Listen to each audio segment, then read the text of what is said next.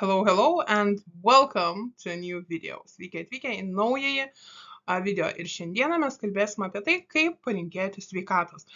Jeigu mūsų draugai, pažįstami kolegos suserga, ką reikėtų sakyti, kaip reikėtų galbūt parašyti, jeigu tai būtų žinutė taisyklingai, taktiškai ir gražiai, linkint draugam sveikatos.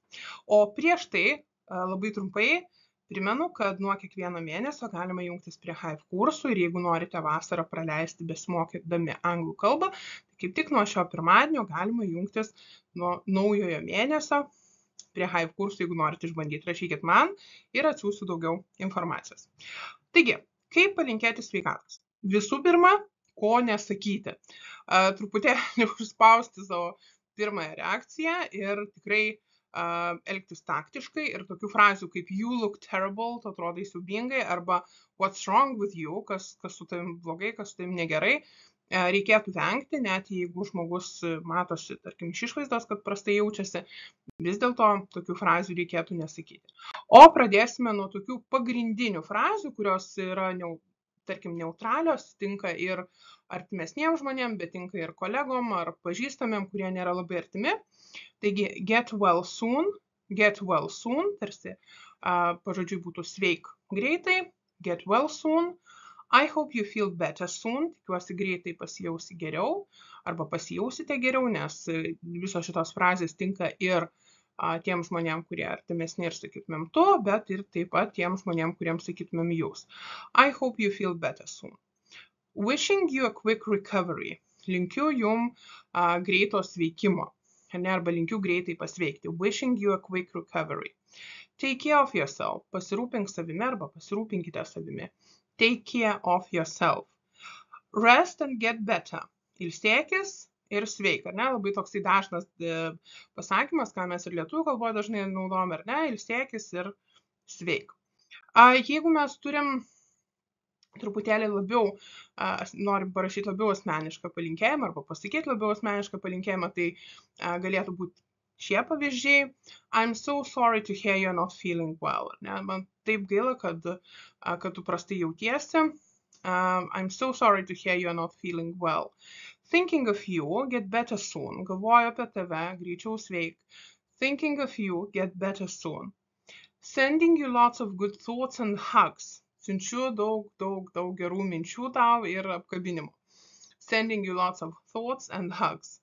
You are in my thoughts, hope you recover quickly. Tu mano mintise, aš apie tave galvoju, tikiuosi, kad greitai pasveiksi. You are in my thoughts, hope you recover quickly. Taigi šitie yra truputėlį tokie labiau asmeniški, tai reikėtų labiau naudoti arba su draugais, arba su šeimos nariais, mylimais žmonėm, nei su, tarkim, kolegomis. Kartais mums reikėtų tokio palinkėjimo, kuris tiesiog tilptų ne tai, kad tilptų į žinutę, bet trumpo ir konkretaus, ką mes galėtumėm parašyti. Žinoma, prieš tai būsius taip pat galima naudoti rašant žinutę, bet štai keletą pavyzdžių. Hi, just heard you're sick, hope you feel better soon. Sveiki, girdėjau sergi, tikiuosi greitai pasveiksi, tikiuosi greit pasijusi geriau. Hi, just heard you're sick, hope you feel better soon. Take it easy and get lots of rest, we miss you. Nepergyvenk, ilsėkis, mes tavęs pasilgom. Take it easy and get lots of rest, we miss you. Let me know if I can help with anything. Tik pasakyk, ar galiu kažkaip padėti. Let me know if I can help with anything. Dar keletą pavyzdžių, irgi tokių labiau, ne tai kad neutralesnių, bet priklausomai nuo to, ką jūs norite parašyti. I'm praying for your speedy recovery. Meldžiuosi dėl tavo greito sveikimo, ar ne? Jeigu mes turime religingų žmonės, galim rašyti šitą žinutę. Arba sakyti, ar ne? Tai ne tik rašymai. Wishing you strength and comfort. Wishing you strength and comfort. Linkiu stiprybės ir patogumo. I hope each day brings you closer to health. I hope each day brings you closer to health.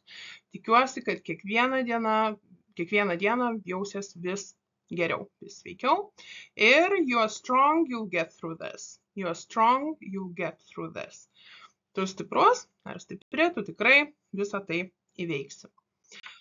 Taigi, tikiuosi, kad vis rečiau reikės naudoti tokius palinkėjimus, bet kartais jų prireikia ir labai tikiuosi, kad prireikus rasit juos čia mano video.